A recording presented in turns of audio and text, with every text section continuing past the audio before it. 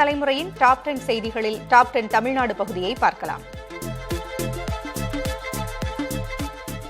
பகுஜன் சமாஜ் கட்சி மாநில தலைவர் ஆம்ஸ்ட்ராங் படுகொலை சம்பவத்தை தொடர்ந்து சென்னை மாநகர காவல் ஆணையர் சந்தீப் ராய் ரத்தோர் உள்ளிட்ட முக்கிய காவல் அதிகாரிகள் பணியிட மாற்றம் செய்யப்பட்டுள்ளனர்.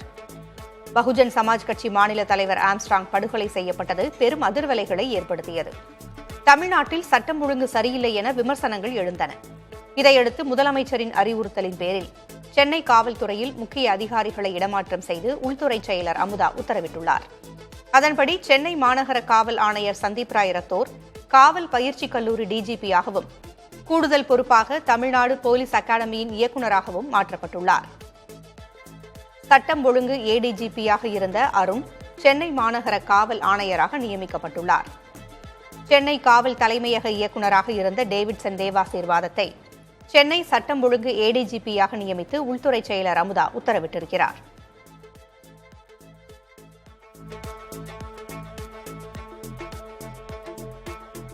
சென்னை மாநகர காவல் ஆணையர் சந்தீப் ராய் ரத்தோர் பணியிட மாற்றம் செய்யப்பட்டதன் பின்னணி குறித்து பார்ப்போம்.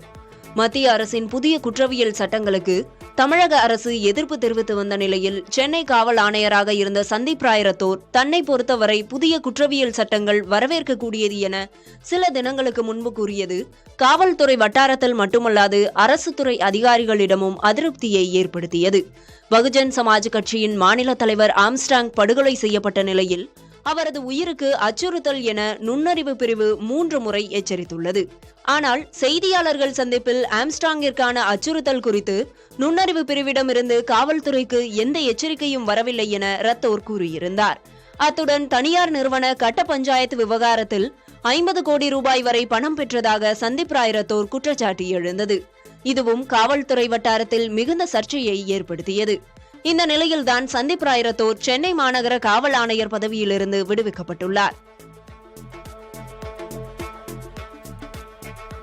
ஆம்ஸ்ட்ராங்கை 5 முறை கொலை செய்ய திட்டமிட்டு போதுமான ஆட்கள் இல்லாததால் கைவிட்டதாக கைதான கும்பல் காவல்துறையினரிடம் வாக்குமூலம் அளித்துள்ளது.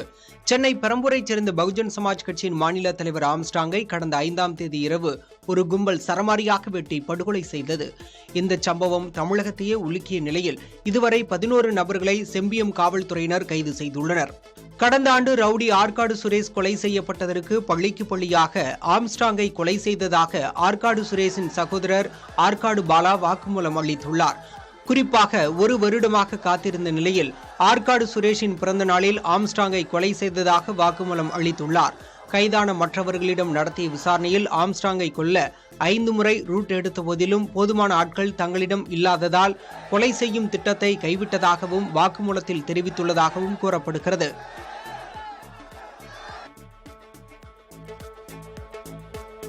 விக்கிரவாண்டி இடைத்தேர்தலை ஒட்டி வாக்குப்பதிவு மையங்களில் ஏற்பாடுகள் தீவிரமாக நடைபெற்று வருகின்றன. மொத்தம் 2,37,031 வாக்காளர்கள் உள்ள விக்கிரவாண்டி தொகுதியில் வருகிற 10ஆம் தேதி வாக்குப்பதிவு நடைபெறவுள்ளது. 13ஆம் தேதி வாக்கு எண்ணிக்கை நடைபெறவுள்ளது. இதையொட்டி 276 வாக்குச்சாவடிகளில் மொத்தம் 1349 வாக்குப்பதிவு இயந்திரங்கள் பயன்படுத்தப்பட உள்ளன. வாக்குச்சாவடி மையங்களில் பயன்படுத்தப்படவுள்ள பேனா, பென்சில், படிவங்கள் உள்ளிட்ட பொருட்களை அனுப்பி வைப்பதற்காக தனித்தனியாக பிரித்து தயார் செய்யும் பணிகளில் ஊழியர்கள் ஈடுபட்டு வருகின்றனர். நாளைய தினம் வாக்குப்பதிவு இயந்திரங்களுடன் அனைத்து பொருட்களும் வாக்குச்சாவடி மையங்களுக்கு அனுப்பி வைக்கப்பட உள்ளன.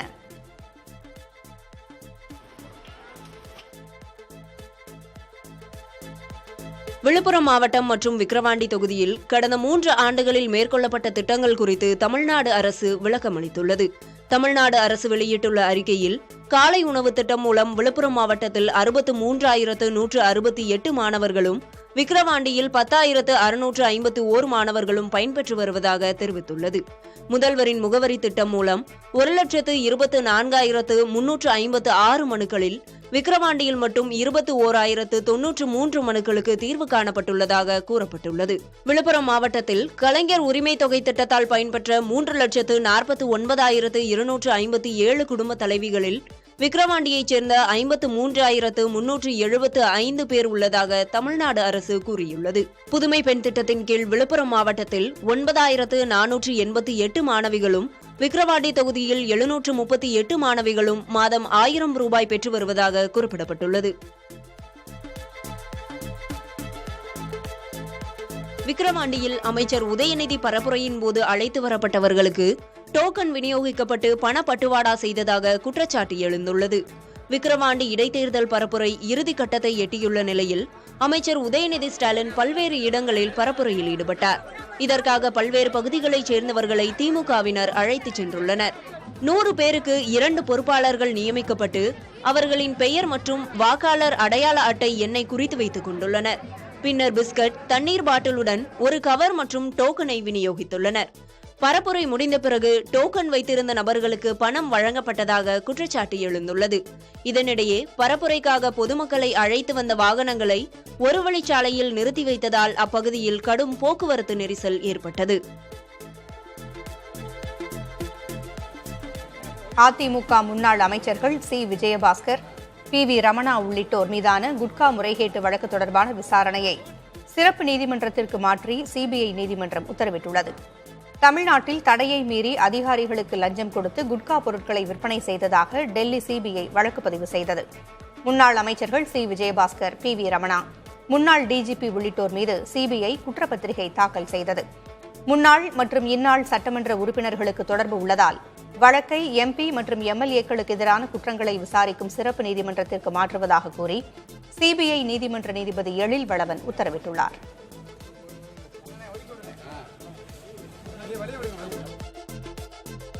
நீட் தேர்வை நடத்தும் பாஜகவோடு கூட்டணி வைத்துள்ள பாமகவை விக்கிரவாண்டி மக்கள் நிராகரிக்க வேண்டும் என அமைச்சர் உதயநிதி ஸ்டாலின் வலியுறுத்தியுள்ளார். விக்கிரவாண்டி தொகுதியில் பரப்புரை மேற்கொண்ட போது அமைச்சர் இவ்வாறு பேசினார். நம்மளுடைய பிரதான எதிர்க்கட்சி அதிமுக, அண்ணா திராவிட முன்னேற்ற கழகம் தேர்தலில் போட்டியிடல. எதனால போட்டியிடலன்னா அவங்களுக்கு பயம். தொடர் தோல்வி சந்தித்த அனைத்து தேர்தலையும் திமுகவுக்கு தமிழக மக்கள் நீங்கள் வெற்றியை கொடுத்து கொண்டே இருக்கிறீங்க, அதிமுகவுக்கு தோல்வியை கொடுத்து கொண்டே இருக்கிறீங்க. அந்த பயத்தினால தான். திமுக மேல மட்டும் பயம் இல்லை. இப்போ அதிமுகவுக்கு எதிர்க்கட்சி தலைவர் திரு எடப்பாடி பழனிசாமி அவர்களுக்கு மக்களை பார்த்தே பயம். அதனால்தான் தேர்தலையே புறக்கணிச்சிட்டார். நம்மளை பார்த்து பயம் இல்லை, தமிழ்நாட்டு மக்கள் மட்டும் இல்லை, பாஜகவுக்கு பார்த்து பயம். ஏன்னா பாஜகவுக்கு வழிவிட்டு இன்னைக்கு அவங்க தேர்தலை புறக்கணிச்சிருக்கிறாங்க. அது மட்டும் இல்லை, நீங்க இன்னொன்று சிந்திச்சு பார்க்கணும். இன்னைக்கு இந்தியாவில் இருக்கக்கூடிய அனைத்து வட மாநிலங்கள்லாம் இன்னைக்கு நீட் தேர்வை எதிர்த்து குரல் கொடுத்து ஆரம்பிச்சிருக்கிறாங்க. வட மாநில தலைவர்கள் அதை புரிஞ்சுக்கிட்டு இருக்கிறாங்க. ஆனா அப்படிப்பட்ட அந்த நீட் தேர்வை நடத்தணும் அப்படின்னு சொல்ற கட்சியோட பாஜகவோடு சேர்ந்து இந்த தேர்தல் கூட்டணி அமைச்சிருக்கிறது இங்கே போட்டியிடக்கூடிய இந்த பாட்டாளி மக்கள் கட்சி. எனவே அவர்கள் நீங்கள் கண்டிப்பாக நிராகரிப்பீர்கள் என்று அந்த நம்பிக்கையோடு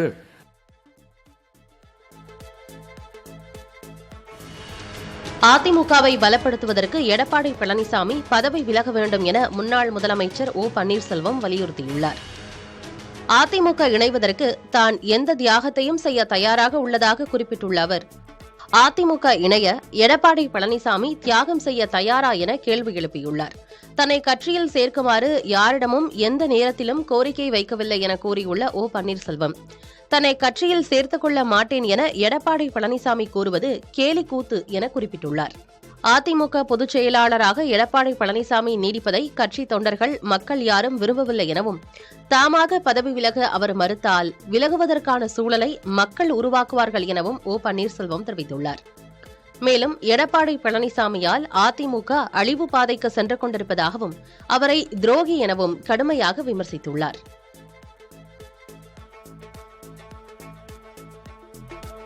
மகளிர் உரிமை தொகை வழங்குவதில் விழுப்புரம் மாவட்டத்திற்கு திமுக அரசு அநீதி இழைத்துவிட்டதாக பாமக தலைவர் அன்புமணி ராமதாஸ் குற்றம் சாட்டியுள்ளார். அன்புமணி ராமதாஸ் வெளியிட்டுள்ள அறிக்கையில், விழுப்புரம் மாவட்டத்தில் 60,000 பேருக்கு மகளிர் உரிமை தொகை வழங்கப்பட்டதாக தேர்தல் பரப்புரையில் அமைச்சர் உதயநிதி ஸ்டாலின் பேசியுள்ளதை சுட்டிக்காட்டியுள்ளார். பெரிய மாவட்டங்களில் ஒன்றான விழுப்புரம் மாவட்டத்தில் வெறும் 60,000 பேருக்கு மட்டுமே மகளிர் உரிமை தொகை வழங்கப்படுவது கண்டிக்கத்தக்கது என அன்புமணி குறிப்பிட்டுள்ளார். விழுப்புரம் மாவட்டத்தில் குறைந்த அளவில் மகளிர் உரிமை தொகை வழங்கிவிட்டு அதனை சாதனை போன்று அமைச்சர் பேசுவது அதிர்ச்சி அளிப்பதாக கூறியுள்ளார். சராசரியாக வழங்கப்பட வேண்டிய பயனாளிகளில் 5இல் 1 பங்கினருக்கு மட்டும்தான் உரிமை தொகை வழங்கப்படுவது அமைச்சர் உதயநிதி பேச்சிலிருந்து புரிந்து கொள்ள முடிவதாக அன்புமணி தெரிவித்துள்ளார். மகளிர் உரிமை தொகை வழங்குவதில் துரோகம் செய்தவர்களுக்கு பாடம் புகட்ட சரியான தருணம் விக்கிரவாண்டி இடைத்தேர்தல் என குறிப்பிட்டுள்ள அன்புமணி, இந்த தேர்தலில் திமுகவை வீழ்த்துவதன் மூலம் திமுக அரசு தன் தவறுகளையும் துரோகங்களையும் மக்கள் மன்னிக்கவில்லை என்பதை புரிந்து கொள்ளும் என குறிப்பிட்டுள்ளார். மேலும் விழுப்புரம் மாவட்டத்தில் அதிக எண்ணிக்கை எண்ணிக்கையிலான பயனாளிகளுக்கு மகளிர் உரிமைத் தொகை வழங்கப்படும் என அன்புமணி தனது பதிவில் குறிப்பிட்டுள்ளார். நெய்வேலி என்எல்சி சுரங்கத்தில் ஏற்பட்ட விபத்தில் ஒப்பந்த தொழிலாளர் உயிரிழந்த நிலையில் நீதி கேட்டு உறவினர்கள் போராட்டம் நடத்தினர். என்எல்சி 2வது பழுப்பு நிலக்கரி சுரங்கத்தில் பராமரிப்பு பணிகள் நடைபெற்று வந்துள்ளன. அப்போது அங்கிருந்த கன்வேயர் பெல்ட்டில் சிக்கி ஒப்பந்த தொழிலாளியான அன்பழகன் என்பவர் நிகழ்விடத்திலேயே உயிரிழந்தார். இதையடுத்து சக ஊழியர்கள் மற்றும் தீயணைப்புத் துறையினர் அரை மணி நேரம் போராடி உடலை மீட்டு வெளியே எடுத்து வந்தனர். அப்போது அன்பழகனின் உறவினர்கள் மற்றும் கிராம மக்கள் 2வது பழுப்பு நிலக்கரி சுரங்கத்தை முற்றுகையிட்டு போராட்டம் நடத்தினர். மேலும் ஆம்புலன்ஸை வழிமறித்து சுமார் 2 மணி நேரம் போராட்டத்தில் ஈடுபட்டனர். உயிரிழந்தவரின் குடும்பத்திற்கு நிவாரணம் வழங்கவும் விபத்துக்கான காரணம் குறித்து உயர்மட்ட விசாரணை நடத்த வேண்டும் என்றும் அவர்கள் வலியுறுத்தினர். பேச்சுவார்த்தை நடத்திய காவல்துறையினர் உடலை மீட்டு கூராய்வுக்காக மருத்துவமனைக்கு அனுப்பி வைத்தனர்.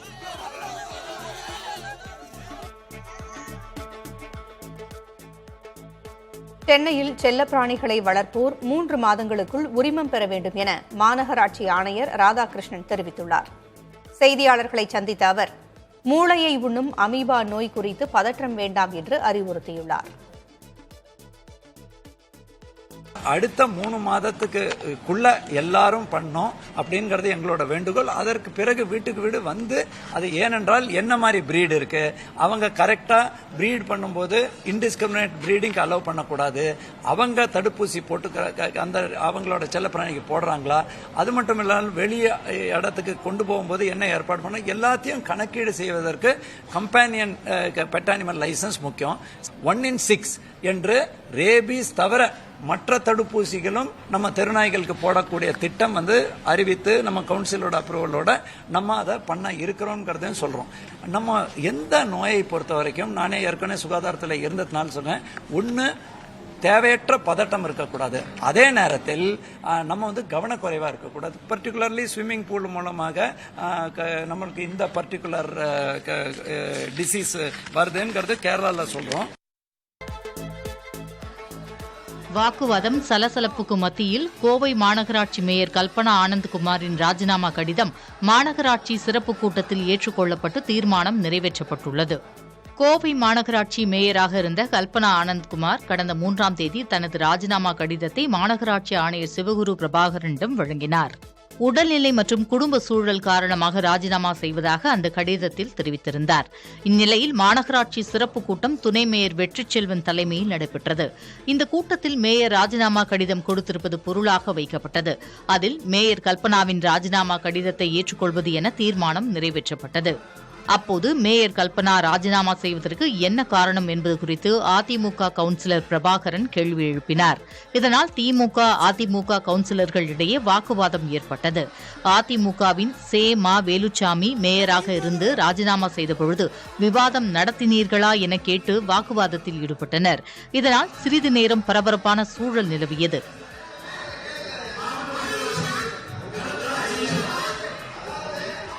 அப்பொழுது ராஜினாமா கடிதத்தை ஏற்பது தொடர்பான கூட்டம் எனவும் விவாதங்கள் கிடையாது எனவும் துணை மேயர் வெற்றிச்செல்வன் தெரிவித்தார்.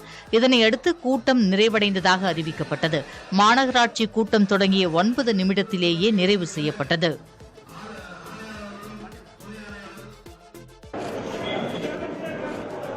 முதலமைச்சர் முழு சுதந்திரம் வழங்காததால் காவல்துறை அதிகாரிகளால் சட்டம் ஒழுங்கை பாதுகாக்க முடியவில்லை என்றும் இதனால் தமிழ்நாட்டில் கொலைகள் நடக்காத நாளே இல்லை என்ற சூழல் உருவாகியிருப்பதாகவும் அதிமுக பொதுச் செயலாளர் எடப்பாடி பழனிசாமி தெரிவித்துள்ளார். சேலம் ஓமலூரில் செய்தியாளர்களுக்கு பேட்டியளித்த அவர் இவ்வாறு கூறினார்.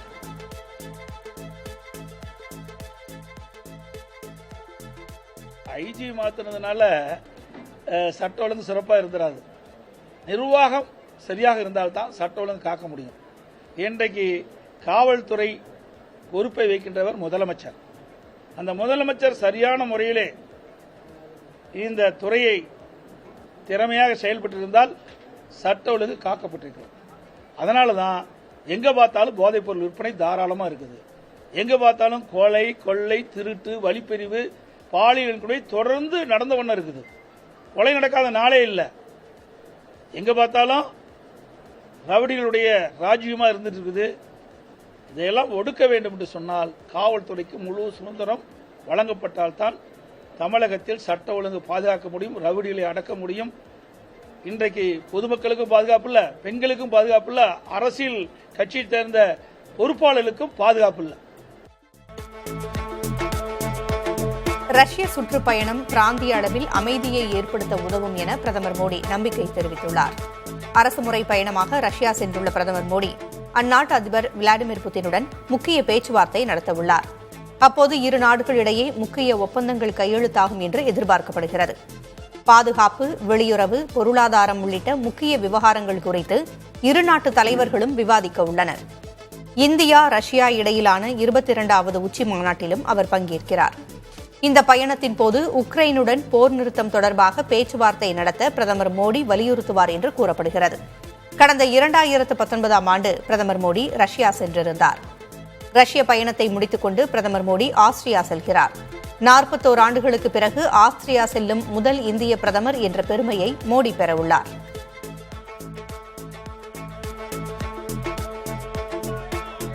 மக்களவை எதிர்க்கட்சித் தலைவராக பொறுப்பேற்ற பின் வடகிழக்கு மாநிலங்களுக்கு ராகுல் காந்தி முதல் முறையாக பயணம் மேற்கொண்டுள்ளார்.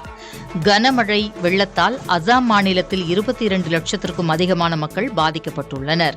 இந்த சூழலில் அசாம் சென்ற ராகுல் காந்தி லக்கிப்பூர் பகுதியில் நிவாரண முகாம்களில் தங்கியுள்ள மக்களுடன் கலந்துரையாடினார். இதைத் தொடர்ந்து மணிப்பூர் சென்ற அவர் ஜீரிபம் பகுதியில் முகாம்களில் உள்ள மக்களுடன் உரையாடினார். சூராசந்த்பூர், மொய்ராங் நிவாரண முகாம்களில் தங்க வைக்கப்பட்டுள்ள மக்களையும் ராகுல் காந்தி சந்தித்து பேசவுள்ளார். அதனைத் தொடர்ந்து மணிப்பூர் ஆளுநர் அனுஷ்யா யூகேவை சந்திக்கும் ராகுல் காந்தி பின்னர் செய்தியாளர்களுக்கு பேட்டியளிக்கிறார். இதற்கு முன்பாக 2 முறை மணிப்பூர் சென்றிருந்த ராகுல் காந்தி அங்கு வன்முறையால் பாதிக்கப்பட்ட மக்களை சந்தித்து ஆறுதல் கூறியிருந்தார் என்பது குறிப்பிடத்தக்கது.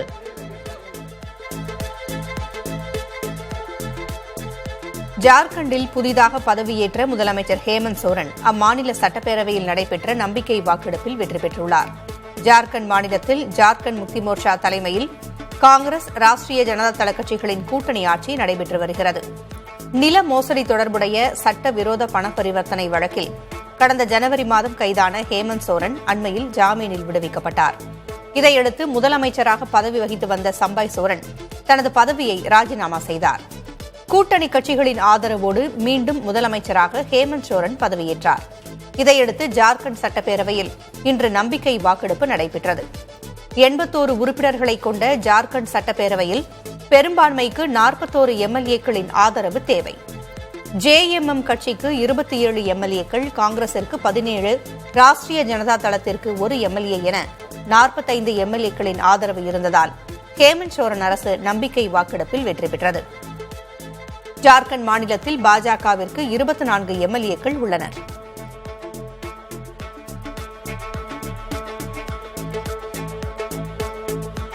உலக புகழ்பெற்ற புரி ஜெகநாதர் கோயிலில் 2வது நாளாக தேரோட்டம் நடைபெற்று வருகிறது.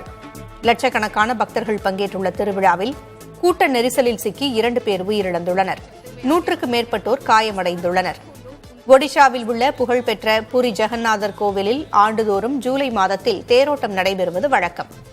இந்த ஆண்டு தொடங்கிய தேரோட்டத்தில் சொந்த ஊர் என்பதால் குடியரசுத் தலைவர் திரௌபதி முர்மு 3 தேர்களையும் வலம் வந்து வழிபாடு நடத்தினார். தொடர்ந்து குடியரசுத் தலைவர் திரௌபதி முர்மு, ஒடிஷா ஆளுநர் ரகுபர் தாஸ், ஒடிஷா முதலமைச்சர் மோகன் சரண் மற்றும் மத்திய அமைச்சர் தர்மேந்திர பிரதான் ஆகியோர் வடம் பிடித்து இழுத்து தேரோட்டத்தை தொடக்கி வைத்தனர். இதில் ஏராளமான மக்கள் பங்கேற்ற நிலையில் தேரோட்டத்தின் போது கடும் கூட்ட நெரிசல் ஏற்பட்டது. நெரிசலில் சிக்கி ஒருவர் உயிரிழந்த நிலையில் பலர் காயமடைந்தனர். இந்நிலையில் 2வது நாளாக நடைபெற்ற தேரோட்டத்திலும் லட்சக்கணக்கானோர் பங்கேற்று தரிசனம் செய்தனர். அப்போது கூட்ட நெரிசலில் மேலும் ஒருவர் உயிரிழந்தார். 100க்கும் மேற்பட்டோர் காயமடைந்தனர்.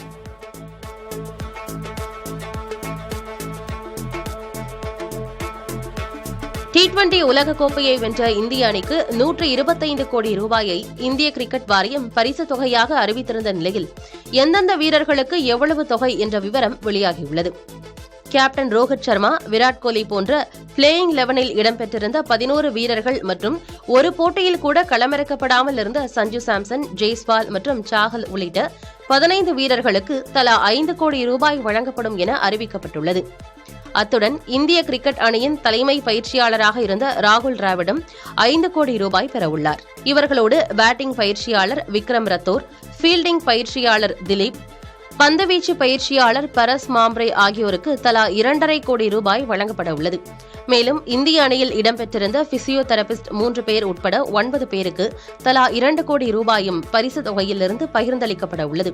அத்துடன் மாற்று வீரர்களாக அறிவிக்கப்பட்ட ரிங்கு சிங், சுப்மன் கில், ஆவேஷ் கான், கலீல் அகமது ஆகியோருக்கும் அஜித் அகர்கர் தலைமையிலான 5 பேர் கொண்ட பிசிசிஐ தேர்வுக் குழுவினருக்கும் தலா 1 கோடி ரூபாய் பரிசு தொகையிலிருந்து பகிர்ந்தளிக்கப்பட உள்ளது.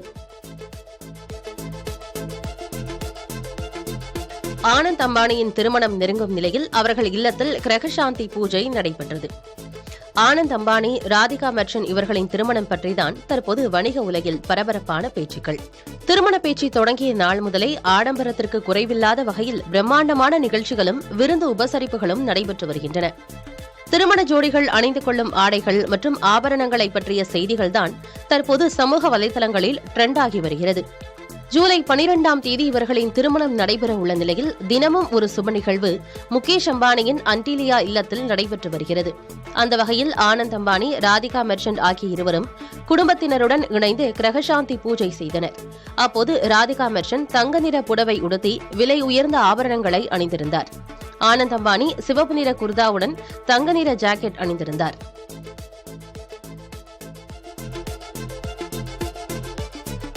சென்னையில் தங்கத்தின் விலை குறைந்துள்ளது. வெள்ளி விலை சிறிய ஏற்றம் கண்டுள்ளது. இன்று காலை நிலவரப்படி 22 கேரட் ஆபரண தங்கம் கிராமிற்கு 20 ரூபாய் விலை குறைந்து 6,800 ரூபாய்க்கும், ஒரு சவரன் 160 ரூபாய் விலை இறங்கி 54,400 ரூபாய்க்கும் விற்கப்படுகிறது. வெள்ளி கிராமிற்கு 20 காசுகள் விலை உயர்ந்து 99 ரூபாய் 50 காசுகளுக்கு விற்கப்படுகிறது.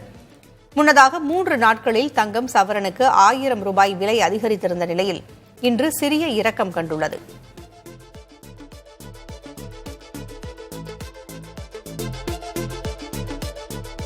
ஊதிய உயர்வு கோரி சாம்சங் நிறுவன ஊழியர்கள் தென்கொரியாவில் 3 நாள் வேலைநிறுத்த போராட்டத்தில் ஈடுபட்டுள்ளனர். சியோல் நகரில் உள்ள சாம்சங் தலைமையிடத்தில் சுமார் 3000 தொழிலாளர்கள் மழையை பொருட்படுத்தாமல் போராட்டத்தில் ஈடுபட்டுள்ளனர். சுமார் 30,000 உறுப்பினர்களை கொண்ட சாம்சங் எலக்ட்ரானிக்ஸ் தொழிற்சங்கத்தில் தென்கொரியாவைச் சேர்ந்த 24% பேர் உள்ளனர். ஊதிய உயர்வு, போனஸ் உள்ளிட்ட கோரிக்கைகளை வலியுறுத்தி அவர்கள் முழக்கங்களை எழுப்பினர். கோரிக்கைகள் நிறைவேற்றப்படாவிட்டால் போராட்டம் தொடரும் என்றும் அவர்கள் எச்சரித்தனர்.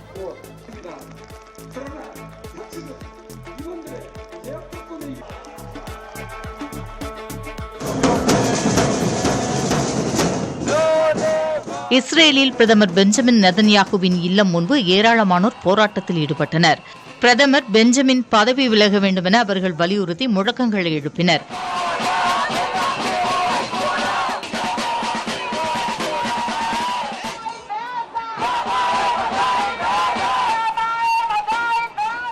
பணைய கைதிகளை விடுவிப்பது தொடர்பாக ஹமாஸுடனான ஒப்பந்தத்திற்கு உடன்பட வேண்டும் எனவும் போராட்டத்தில் ஈடுபட்டவர்கள் இஸ்ரேல் அரசை வலியுறுத்தியுள்ளனர்.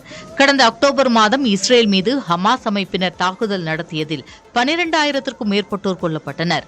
சுமார் 250 பேர் பணைய கைதிகளாக பிடித்துச் செல்லப்பட்டனர். அவர்களில் பலர் விடுவிக்கப்பட்ட நிலையில் 130க்கும் மேற்பட்டோர் ஹமாஸின் பிடியில் இருப்பதாகவும் அவர்களை மீட்க நெதன்யாகு அரசு தவறிவிட்டதாகவும் போராட்டக்காரர்கள் குற்றம் சாட்டி வருகின்றனர்.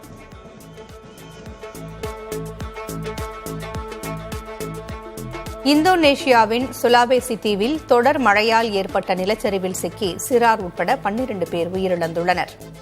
காணாமல் போன 18 பேரை தேடும் பணி நடைபெற்று வருகிறது. கொரண்டாலோ மாகாணத்தில் உள்ள ஸ்வாவா பகுதியில் சட்டவிரோதமாக தங்கச் சுரங்கம் செயல்பட்டு வருவதாக கூறப்படுகிறது. இந்நிலையில் தொடர் மழையால் அந்த சுரங்கத்திற்கு அருகே பயங்கர நிலச்சரிவு ஏற்பட்டது. இதில் பல வீடுகள், ஒரு மேம்பாலம் சேதமடைந்தன. நிலச்சரிவில் சிக்கியவர்களை மீட்கும் பணி நடைபெற்று வருகிறது.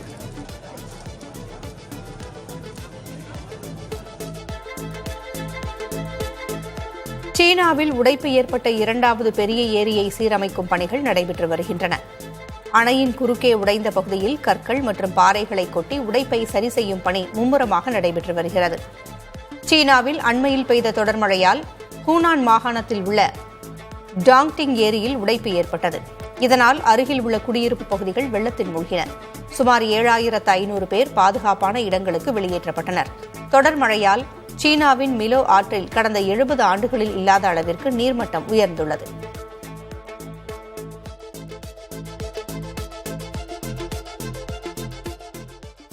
தாய்லாந்தில் லபுபு டாட்டூ பிரபலமாகி வருகிறது. தாய்லாந்தில் குழந்தைகள் விளையாடும் பொம்மையே லபுபு எனப்படுகிறது. அந்நாட்டின் பாரம்பரியத்தை பிரதிபலிக்கும் சக்யாந்த் டாட்டூ அதிர்ஷ்டம் மற்றும் வெற்றியை தேடித் தருவதாக நம்பப்படுகிறது. தற்போது சக்யாந்த் டிசைனின் நடுவில் லபுபு என்ற பொம்மையின் உருவத்துடனான டாட்டூ அங்கு பிரபலமாகி வருகிறது. ஏராளமானோர் இந்த டாட்டூவை தங்கள் உடல்களில் பச்சை குத்திக் கொள்கின்றனர். இந்த டாட்டூவை பச்சை குத்திக் கொள்வதால் வெற்றி, அதிர்ஷ்டம், ஆரோக்கியம் தேடி வருவதாக அவர்கள் நம்புகின்றனர். லபுபு பொம்மைகளை வைத்து குழந்தை விளையாடிக் கொண்டிருந்த போது அந்த பொம்மையை டாட்டூவாக வடிவமைத்ததாக லபுபு டாட்டூ கலைஞர் தெரிவித்துள்ளார். பிரிட்டனில் புதிய ஆட்சி அமைந்துள்ள நிலையில் இந்தியாவுடனான தடையற்ற வர்த்தக ஒப்பந்தம் குறித்து அடுத்த கட்ட பேச்சுவார்த்தை இந்த மாதம் நடைபெறும் என தகவல் வெளியாகியுள்ளது. இந்தியா பிரிட்டன் இடையே தடையற்ற வர்த்தக ஒப்பந்தம் மேற்கொள்வது குறித்த பேச்சுவார்த்தைகள் கடந்த 2022ஆம் ஆண்டு ஜனவரி மாதம் தொடங்கியது. ஒப்பந்தத்தை இறுதி செய்வது குறித்து இதுவரை 13 முறை பேச்சுவார்த்தைகள் நடைபெற்றன. பிரிட்டனின் புதிய பிரதமராக தேர்வு செய்யப்பட்டுள்ள கேர் ஸ்டாமர் மற்றும் பிரதமர் நரேந்திர மோடியும் கடந்த சனிக்கிழமையன்று தொலைபேசியில் பேசினர். அப்போது தடையற்ற வர்த்தக ஒப்பந்தத்தை இறுதி செய்வது குறித்து இருதரப்பிலும் நடவடிக்கைகள் எடுத்து வருவதாக தெரிவிக்கப்பட்டது. இந்நிலையில் இந்த மாதம் 14வது பேச்சுவார்த்தை நடைபெற வாய்ப்புள்ளதாக அதிகாரிகள் தெரிவித்தனர். தகவல் தொழில்நுட்பம் மற்றும் சுகாதாரத்துறையில் திறன் மிக்கவர்களை பிரிட்டனில் பணிபுரிய அனுமதிக்க வேண்டும் என்றும் பல இறக்குமதி பொருட்களுக்கு சுங்க வரியை முழுமையாக நீக்க வேண்டும் எனவும் இந்தியா எதிர்பார்க்கிறது. அதேவேளையில் விஸ்கி, மின்சார வாகனங்கள், இறைச்சி, சாக்லேட்டுகள் உள்ளிட்ட பொருட்களுக்கு இறக்குமதி வரியை குறைக்க வேண்டும் என பிரிட்டன் இந்தியாவிடம் கேட்கிறது. இரு தரப்பிலும் உடன்பாடு ஏற்படும் பட்சத்தில் தடையற்ற வர்த்தக ஒப்பந்தம் இந்த மாதம் கையெழுத்தாகும் என எதிர்பார்க்கப்படுகிறது.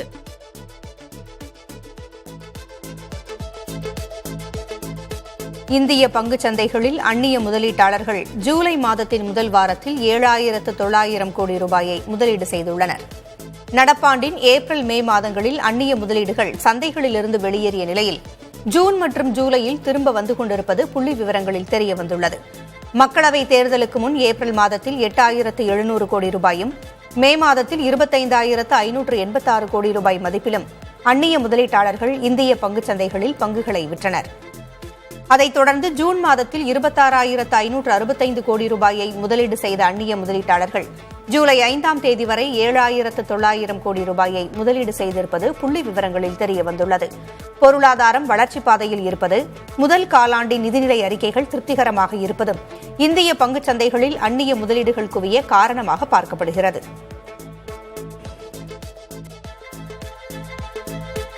கட்டணமின்றி வண்டல் மண், களிமண் எடுத்துக் கொள்ளும் திட்டத்தை முதலமைச்சர் மு.க.ஸ்டாலின் காணொலி வாயிலாக தொடக்கி வைத்தார். கண்மாய்கள், குளங்கள், ஏரிகள், நீர்த்தேக்கங்கள் மற்றும் கால்வாய்களிலிருந்து விவசாய பயன்பாட்டிற்கும் பானை தொழில் செய்யவும் கட்டணம் இல்லாமல் வண்டல் மண், களிமண் போன்றவை வெட்டி எடுக்க அந்தந்த வட்டாட்சியரிடமே இணைய வழியில் அனுமதி பெறும் புதிய நடைமுறை தற்போது அமல்படுத்தப்பட்டுள்ளது. இதையொட்டி திருவாரூரில் விவசாயிகள் மற்றும் மட்பாண்டம் செய்பவர்கள் கட்டணமின்றி மண் எடுத்துக் கொள்ளும் ஆணை வழங்கும் நிகழ்ச்சியை முதலமைச்சர் மு.க.ஸ்டாலின் காணொலி காட்சி மூலம் தொடக்கி வைத்தார். இந்த நிகழ்ச்சியில் நாகை நாடாளுமன்ற உறுப்பினர் செல்வராஜ், மாவட்ட ஆட்சியர் உள்ளிட்டோர் கலந்து கொண்டனர்.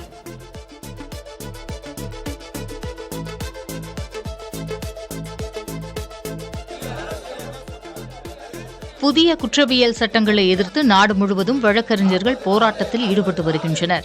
இதன் தொடர்ச்சியாக 3 சட்டங்களையும் மத்திய அரசு திரும்பப் பெற வேண்டும் என்ற கோரிக்கையுடன் ஒருநாள் நீதிமன்ற புறக்கணிப்பு போராட்டம் சென்னை உயர்நீதிமன்ற வழக்கறிஞர் சங்க தலைவர் ஜி. மோகனகிருஷ்ணன் தலைமையில் நடைபெற்றது.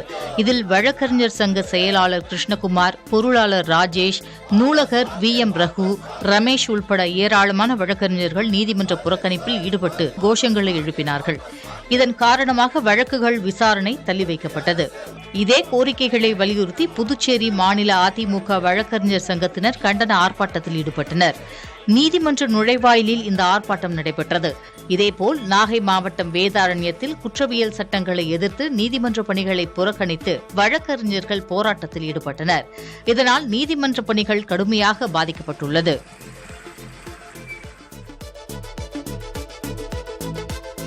செங்கல்பட்டு மாவட்டம் ஆப்பூருக்கு அருகே பேருந்து நிறுத்தத்தில் நிற்காமல் சென்ற அரசு பேருந்தின் வீடியோ வெளியாகியுள்ளது. ஆப்பூர் வழியாக செல்லும் அரசு பேருந்துகள் பேருந்து நிறுத்தங்களில் நிற்காமல் செல்வதால் உரிய நேரத்தில் பள்ளிக்கு செல்ல முடியாமல் மாணவர்கள் சிரமப்பட்டு வருகின்றனர். போக்குவரத்து துறை உடனடியாக உரிய ஆய்வை செய்து ஓட்டுநர் மற்றும் நடத்துனர் மீது நடவடிக்கை எடுக்க வேண்டும் என்று மாணவர்கள் கோரிக்கை விடுத்துள்ளனர். இதுகுறித்து மாநகராட்சி அதிகாரிகளிடம் கேட்டபோது சம்பந்தப்பட்ட ஓட்டுநர் மற்றும் நடத்துனருக்கு அறிவுறுத்துவதாக தெரிவித்தார்.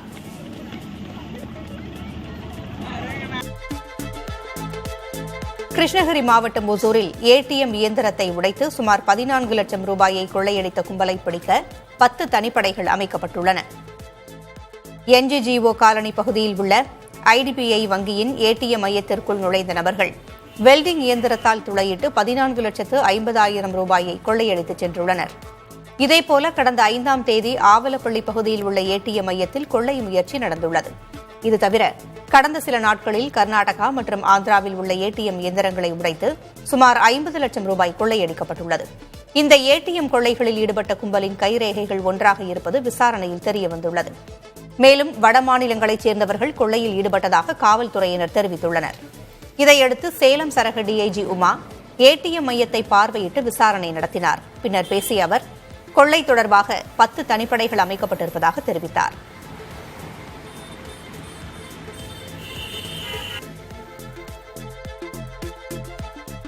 காவிரி நீர்பிடிப்பு பகுதிகளில் பெய்து வரும் மழை காரணமாக தமிழக எல்லையான பிலிகுண்டுலுவுக்கு நீர்வரத்து அதிகரித்துள்ளது.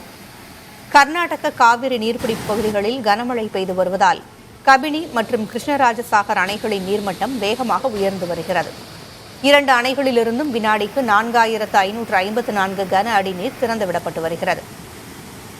இன்று காலை நிலவரப்படி காவிரி ஆற்றில் தமிழக எல்லையான பிலிகுண்டுலுவுக்கு வரும் நீரின் அளவு 3,000 கன அடியிலிருந்து 5,000 கன அடியாக அதிகரித்துள்ளது.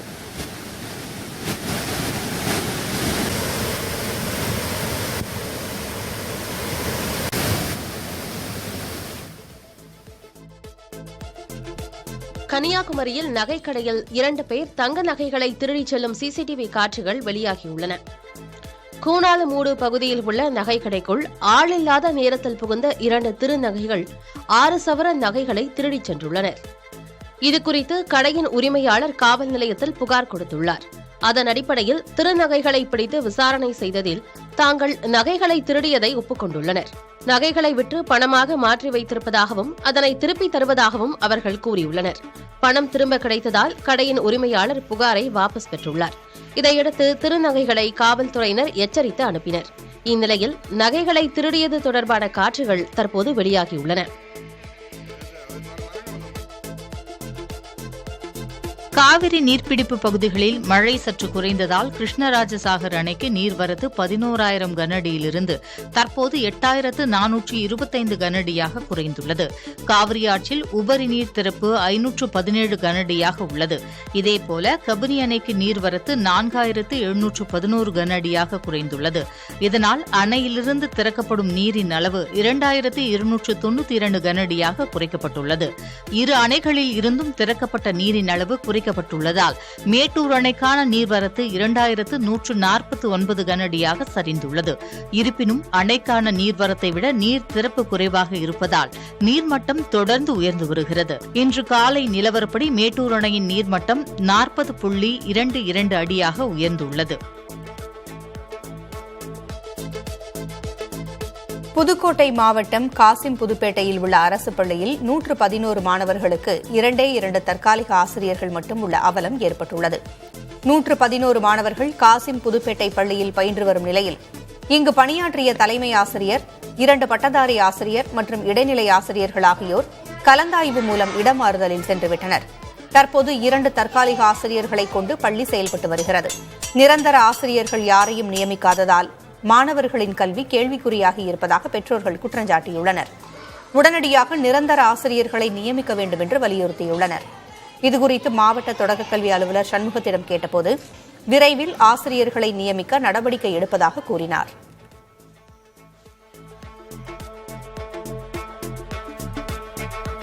கிருஷ்ணகிரி மாவட்டம் ஒசூருக்கு அருகே ரயில்வே மேம்பால பணிகளை விரைந்து முடிக்க கோரிக்கை எழுந்துள்ளது. ஒசூர் தேன்கனிக்கோட்டையில் சாலையில் பகுதிகளில் மேம்பால பணிகளால் கடுமையான போக்குவரத்து பாதிப்பு ஏற்பட்டு வருவதால் பொதுமக்கள் நாள்தோறும் பல்வேறு இன்னல்களை சந்தித்து வருகின்றனர்.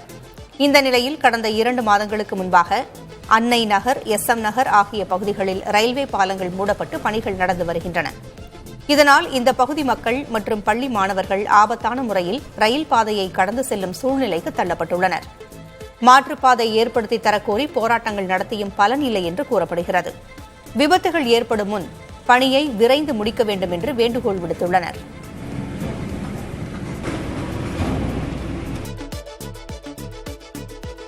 பல்வேறு கோரிக்கைகளை வலியுறுத்தி ராமேஸ்வரம் விசைப்படகு மீனவர்கள் காலவரம்பற்ற வேலைநிறுத்த போராட்டத்தை தொடங்கியுள்ளனர்.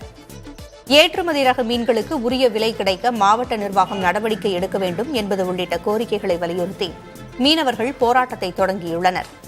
மேலும் மீன்பிடி தொழிலாளர்களுக்கும் உடைமைகளுக்கும் உரிய பாதுகாப்பு தர மத்திய மாநில அரசுகள் நடவடிக்கை எடுக்க வலியுறுத்தியுள்ளனர். ராமேஸ்வரம் விசைப்படகு மீனவர்களின் இந்த போராட்டத்தால் சுமார் 800க்கும் மேற்பட்ட விசைப்படகுகள் கரையில் நிறுத்தி வைக்கப்பட்டுள்ளன. இந்த போராட்டத்தால் 5000 தொழிலாளர்களும் 1 லட்சத்திற்கும் மேற்பட்ட மீன்பிடி சார்பு தொழிலாளர்களும் வேலை இழந்திருப்பதாக தெரிவித்துள்ளனர். மேலும் நாள் ஒன்றுக்கு சுமார் 6 கோடி ரூபாய் வரை வர்த்தகம் பாதிக்கப்பட்டிருப்பதாக மீனவர்கள் கூறியுள்ளனர்.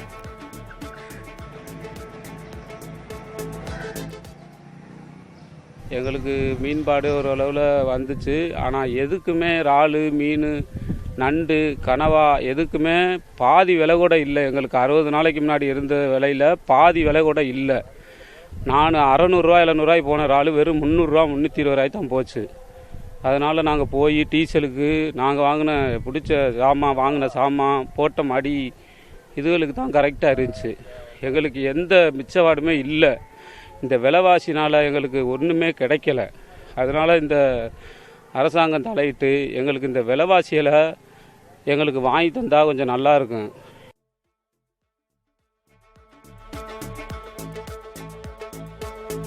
முகூர்த்த தினத்தை ஒட்டி ஆண்டிப்பட்டி மலர் சந்தையில் பூக்கள் விலை உயர்ந்து விற்பனையானது.